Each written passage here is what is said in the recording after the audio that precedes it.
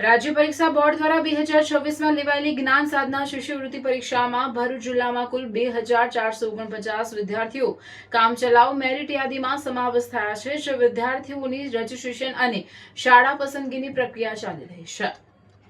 જ્ઞાન સાધના શિષ્યવૃત્તિ જે ગુજરાત સરકારના શિક્ષણ વિભાગ દ્વારા ધોરણ 9 થી 12માં ભણતા વિદ્યાર્થીઓને અભ્યાસ માટે પ્રોત્સાહન આપવા માટે આપવામાં આવે છે। આ શિષ્યવૃત્તિ માટે રાજ્ય પરીક્ષા બોર્ડ દ્વારા દર વર્ષે પરીક્ષા લેવામાં આવે છે। આ પરીક્ષામાં મેરિટમાં આવનાર વિદ્યાર્થીઓને સરકાર દ્વારા સ્કોલરશિપ આપવામાં આવે છે।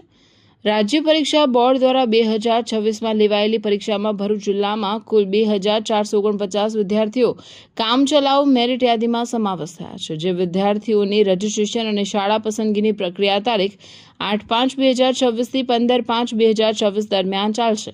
ભરૂચ જિલ્લામાં વર્ષ 2022-23 થી 25-26 સુધીમાં ધોરણ 9માં કુલ 427 અને ધોરણ 10માં કુલ 423, ધોરણ 11માં કુલ 386 એમ 1226 વિદ્યાર્થીઓ અત્યાર સુધી આ શિષ્યવૃત્તિનો લાભ મેળવી રહેલ છે।